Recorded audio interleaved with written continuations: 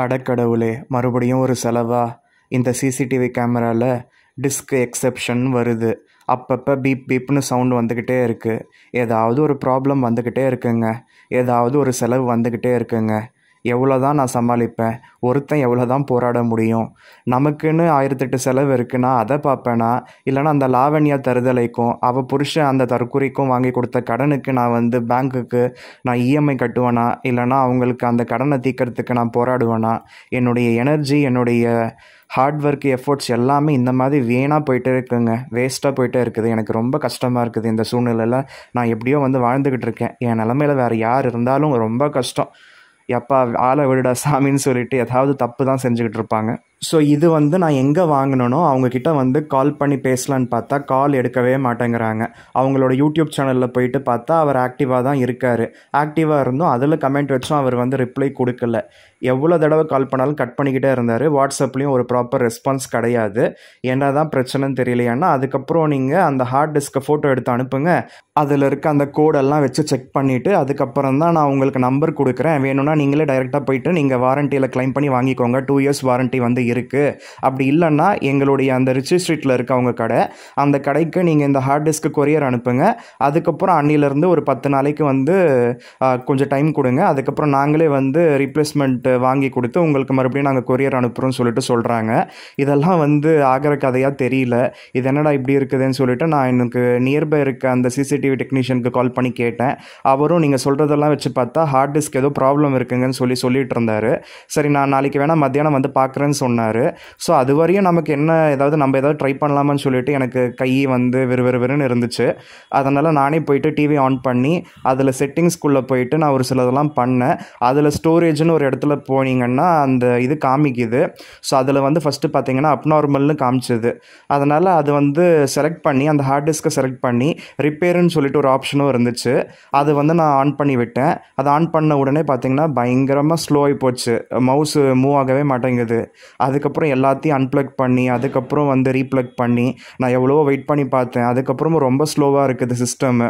இந்த மாதிரி எப்போயும் நான் ஃபீல் பண்ணதில்லை. ரொம்ப ஃபாஸ்ட்டாக தான் இருக்கும். என்ன டிவிஆர் ப்ராப்ளமாக ஹார்ட் டிஸ்க் ப்ராப்ளமான்னு தெரியல. கண்டிப்பாக அந்த பீப் சவுண்டு, இந்த மாதிரி ப்ளேபேக் செக் பண்ண முடியல. நார்மலாக லைவ் ஓடிக்கிட்டே இருக்குது. அதனால் இந்த ஹார்ட் டிஸ்க் ப்ராப்ளமாக இருந்தால் உங்களுக்கு அந்த வீடியோஸ் எல்லாமே லைவில் பார்க்கலாமே தவிர ரெக்கார்ட் பண்ணிக்காது அது. அதனால் அந்த மாதிரி இஷ்யூஸ் வரும்.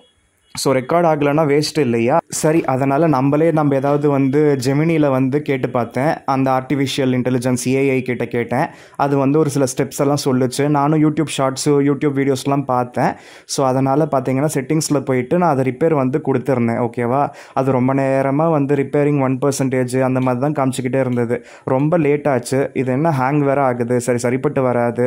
நடுவில் வேறு பார்த்தீங்கன்னா இந்த சிசிடிவி கேமரா லைவில் ஓடிக்கிட்டு இருந்ததில்ல, அதுவுமே ஒர்க் ஆகாமல் போச்சு. அடப்பாவுமே, இது சும்மா இல்லாமல் நம்ம ஏதோ பண்ணிட்டோம் போல். லைவில் ஓடிக்கிட்டு இருந்தது, அதுவும் அந்த செக்யூரிட்டியும் இப்போ இல்லாமல் போச்சுன்னு சொல்லிட்டு நான் பயந்து எல்லாத்தையும் ஆஃப் பண்ணி அன்ப்ளக் பண்ணி அதுக்கப்புறம் போட்டு அதுக்கப்புறம் ஒரு 20 மினிட்ஸ் வெயிட் பண்ணி அதுக்கப்புறம் லைவில் ஓடுற அந்த சிசிடிவி அந்த ஃபுட்டேஜஸ்லாம் ரன் ஆகுது.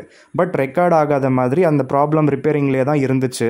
அதுக்கு என்ன பண்ணுறதுன்னு தெரியாமல் அதுக்கப்புறம் எனக்கு வேறு ஆப்ஷனே தெரியல. இதை பற்றி தெரிஞ்சவங்களுக்கு, அந்த டெக்னீஷியன்ஸ்க்கு தான் இதை பற்றி தெரியும். நமக்கு எப்படி தெரியும்? நம்ம வாங்கின அந்த ரிச்சி ஸ்ட்ரீட்டில் இருக்குது அவங்க கடை பேர் என்ன மறந்து போச்சு. அவர் பேர், அந்த ஓனர் பேர் பிரவீன் நினைக்கிறேன். பிரவீன் சாமிவேலா என்னன்னு தெரியல. அவர் நம்பர் கண்டுபிடிச்சி அவருக்கு நான் சேட் பண்ணி அதுக்கப்புறம் அவர்கிட்ட பேசுகிறதுக்குள்ளே போதும் ஆகிப்போச்சு. அவங்களோட கடை அங்கே ரிச்சி ஸ்ட்ரீட்டில் ப்ரீத்தி சொல்யூஷன்ஸ்னு இருக்குது. அங்கே தான் நான் வாங்கியிருந்தேன். கிட்டத்தட்ட 25,000 26,000 நான் வாங்கியிருந்தேன் இந்த செட்டப் எல்லாமே. ஆனால் அவங்க இன்ஸ்டால் பண்ணி கொடுத்தாங்களே தவிர அதுக்கப்புறம் ஆஃப்டர் சர்வீஸ் ஏதாவது ப்ராப்ளம் பண்ணால் அவங்க இங்கே செஞ்சு கொடுக்க தயங்குறாங்க. ரிச்சி ஸ்ட்ரீட்லேருந்து வேப்பம்பட்டு ஒன்றும் ரொம்ப தூரம் கிடையாது. பட் ஆனால் எல்லா இடத்துலையுமே ஆஃப்டர் சர்வீஸ்ன்றது இருக்க மாட்டேங்குது. ஜஸ்ட்டு ஃபஸ்ட்டு வாங்குகிறோமா, அதை ஃபிக்ஸ் பண்ணி கொடுத்துட்டோமா, அவ்வளோதான், அவங்க கிளம்பிடுறாங்க. அதுக்கப்புறம் கால் பண்ணி கேட்டால் கூட ப்ராப்பராக ரெஸ்பான்ஸ் வர மாட்டேங்குது. ரொம்ப ஸ்ட்ரகிள் பண்ணி நம்ம மெனக்கெட்டு நம்ம கால் பண்ணிக்கிட்டே இருந்தால் தான் ஒரு 10 தடவை கால் பண்ணால் ஒரு தடவை அட்டன் பண்ணி பேசுகிறாங்க. ஸோ இந்த மாதிரி இஷ்யூஸ் இருக்குது.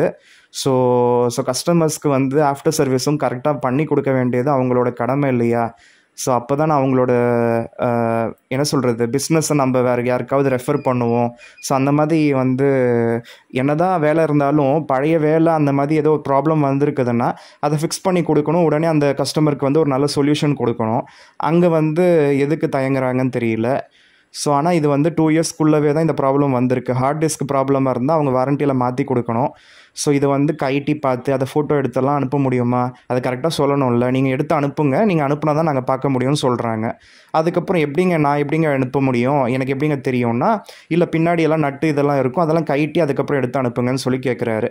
அப்போ வந்து டெக்னீஷியன் யாரையாவது வச்சு தாங்க பண்ணணும்னா, ஆமாம் பண்ணி அனுப்புங்க. அப்போ அதுக்கேற்ற மாதிரி உங்களுக்கு 10 நாள் வெயிட் பண்ண முடியாதுன்னா சொல்லுங்கள், நாங்கள் செக் பண்ணிவிட்டு அந்த சர்வீஸ் சென்டரோட நம்பர் கொடுக்குறோம், நீங்களே டைரெக்டாக போய்ட்டு நீங்களே வந்து கிளைம் பண்ணி வாங்கிக்கோங்க அப்படின்னு சொல்கிறாரு. இதெல்லாம் எந்த அளவுக்கு வந்து சாத்தியம்னு சொல்லிட்டு எனக்கு தெரியல. அதனால தான் நானே வந்து ட்ரை பண்ணி பார்க்கலான்னு சொல்லிட்டு நானே ரிப்பேர் பண்ண ஆரம்பித்தேன். ஸோ நேற்று நைட்டு வந்து அது கொஞ்சம் ஹேங் ஆகிற மாதிரி இருந்தது, ரிப்பேரிங்லேயே இருந்துச்சு. அதுக்கப்புறம் நடுவில் ரீட் ரைட்டெல்லாம் வந்தது. ஸோ பீப் சவுண்டும் போயிடுச்சு. அதே போல் நம்ம அந்த 8 ஸ்க்ரீன்லேயும் பார்த்திங்கன்னா அந்த டாப் ரைட் கார்னரில் ரெட் கலரில் ஒரு இது பிளிங்க்கும் ஆகுது. அப்படி ஆகுதுன்னா அப்போ ஹார்ட் டிஸ்க் ஒர்க் ஆகுது, நம்மளோட இதெல்லாமே ரெக்கார்ட் ஆகுது, ப்ளேபேக் வந்து போட்டு பார்த்துக்கலாம்னு சொல்லிட்டு நம்ம தெரிஞ்சுக்கலாம். ஸோ பட் என்னடா இது சிஸ்டம் ரொம்ப ஸ்லோவாக இருக்குது. அப்புறம் அதே போல் நம்ம இந்த ஹெச்ஐகே கனெக்ட் வந்து ஸ்மார்ட் ஃபோனில் ஒரு ஆப் இருக்குது, அதில் ஓப்பன் பண்ணி பார்த்தாலும் அதுலேயும் ஹேங் ஆகிற மாதிரி இருந்துச்சு. சரி என்ன பிரச்சனைன்னு தெரியல, அட்லீஸ்ட் ஒர்க் ஆகுது இல்லை, சரி ஓகேன்னு சொல்லிட்டு நான் வந்து தூங்கிட்டேன். காலையில் எழுந்து பார்த்த உடனே பார்த்தீங்கன்னா ப்ளேபேக் வந்து ஒர்க் ஆச்சு. ஸோ நைட்டு வந்து ப்ளேபேக் ஒர்க் ஆகல, ஜஸ்ட் லைவ் மட்டும்தான் ஒர்க் ஆச்சு. ஸோ நைட்டு வந்து நம்ம ஆற போட்டதுனால அதுக்கு நடுவில் டைம் கேப் கிடைச்சதுனால அது அதுவாக வந்து சரி பண்ணிடுச்சு போல். அந்த ரிப்பேர் வந்து சரி பண்ணிக்கிச்சானு தெரியல. காலையில் பார்க்குறப்ப ப்ளேபேக்கெல்லாம் ஒர்க் ஆகுது, பட் ரொம்ப ஸ்லோவாக இருக்குது. முன்னாடி இருந்த அந்த ஒரு ஃபாஸ்ட் இல்லை, அந்தளவுக்கு எஃபிஷியன்சி குறைஞ்சி போச்சு. சரி என்ன பண்ணலாம் அப்படின்னு சொல்லிட்டு கால் பண்ணி கேட்டேன். ஸோ இதெல்லாம் சொல்கிறீங்க இல்லையா, ஸ்லோ ஆகுது, இந்த மாதிரி வந்து அந்தளவுக்கு எஃபிஷியன்சி இல்லைன்னா, அதனால் அப்போ ஹார்ட் டிஸ்க்கு கண்டிப்பாக ப்ராப்ளம் இருக்குங்க. அப்போ நீங்கள் என்ன பண்ணுறீங்க, ஒட்டுமொத்தமாக ஆஃப் பண்ணிவிடுங்க, ஒரு 5 to 10 hours வந்து நீங்கள் எதுவும் யூஸ் பண்ணாதீங்க அப்படின்னு சொல்லிட்டு சொன்னாங்க. 5 to 10 hours யூஸ் பண்ணாமல் இருக்கணுமா, அதெல்லாம் சரிப்பட்டு வராதுன்னு சொல்லிட்டு நான் என்ன பண்ணேன், சரி ஓகேங்க அப்படின்னு சொல்லிட்டு கேட்டதுக்கு, வேணும்னா நீங்கள் அந்த ஹார்ட் டிஸ்க்கை ஃபார்மேட் பண்ணி பாருங்கன்னு சொல்லிட்டு அந்த ரிச்சி ஸ்ட்ரீட்டில் நான் எங்கே வாங்கினோனோ அந்த ஓனரும் வந்து சொல்லியிருந்தார். அதே போல் இந்த டெக்னீஷியனும் வந்து சொல்லியிருந்தார். சரி ஃபார்மேட் பண்ணி தான் பார்க்கலாமே இதில் என்ன இருக்குன்னு சொல்லிட்டு நான் போயிட்டு ஃபார்மேட் பண்ணேன். அதுவுமே பார்த்தீங்கன்னா அந்த ஸ்டோரேஜ்குள்ளே இருக்குது. அதை டிக் பண்ணிவிட்டு மேலே வந்து ஐஎன்டின்னு ஒரு ஆப்ஷன் இருக்கும், இனிஷியலைசேஷன், அதை கிளிக் பண்ணிங்கன்னா ஃபார்மேட் ஆகுது. ஸோ ஃபார்மேட்டுக்கு வந்து ஒரு 10 நிமிஷம் எடுத்துக்கிச்சு. இதில் என்னடா இது இவ்வளோ நேரம் எடுத்துக்குது, ஏதாவது ப்ராப்ளமானு சொல்லிட்டு நான் நினச்சேன். கடைசியில் பார்த்தீங்கன்னா ஃபார்மேட் ஆகிடுச்சு. ஸோ ஃபுல்லுமே பார்த்தீங்கன்னா மெமரியும் வந்து காமிக்குது. இப்போ ஓரளவுக்கு பரவாயில்ல, நல்லா தான் ஒர்க் ஆகுது. ஸோ நிறைய நேரத்தில் நம்மளே கூட சரி செஞ்சுக்க முடியுது. பட் இது வந்து இன்னும் ஒரு 10 நாள் 15 நாள் பாருங்கள், அப்படி ஏதாவது ப்ராப்ளம் வந்துச்சுன்னா ஹார்ட் டிஸ்க் மாற்றிக்கிறது நல்லதுன்னு சொல்லிட்டு சொல்லியிருக்காங்க. ஆக்சுவலாக எனக்கு அவங்க போட்ட கான்ஃபிகரேஷன் பார்த்தீங்கன்னா 1 TB போட்டிருக்காங்க. அதோட ரேட்டு நான் ஒரு 1.5 years முன்னாடி வாங்கினப்போ 2500 ரேஞ்ச் வந்து போட்டிருக்காங்க. ஓகேவா, அதுக்கு 2 years ரிப்ளேஸ்மெண்ட் வாரண்டின்னு சொல்லிட்டு இன்வாய்ஸில் இருந்துச்சு. ஸோ இப்போ வந்து காஸ்ட் அதிகமாகி போச்சுன்னு சொல்கிறாங்க. பட் ஏதாவது ப்ராப்ளம்னா ஸோ வாரண்டி பீரியடில் கவர் ஆகிற மாதிரி இருந்தால் அவங்க ரிப்ளேஸ்மெண்ட் வந்து கண்டிப்பாக பண்ணி தருவாங்க போல். பட் அதுக்கு நடுவில் நானே வந்து ரிப்பேர் பண்ணி வச்சுருக்கேன். ஒரு 2 weeks பார்ப்போம். அடுத்த வருஷம் ஏப்ரல் வரையும் வாரண்டி இருக்குல்ல, அதுக்கு நடுவில் ஏதாவது ப்ராப்ளம் ஆச்சுன்னா கூட போய் மாற்றிக்கலாம். இதில் என்ன இருக்குது. ஸோ இந்த எலக்ட்ரானிக்ஸ் இதெல்லாம் கூட நம்ம உடம்பு மாதிரி தாங்க, நம்ம உடம்புக்கும் எப்போ நோவு வரும், எப்போ வந்து ஹாஸ்பிட்டல் போகணும்னு தெரியாதுல்ல, அந்த மாதிரி தான் இந்த மாதிரி சர்வீஸ் சென்டருக்கெல்லாம் தேடி அலைய வேண்டியதாக இருக்குது.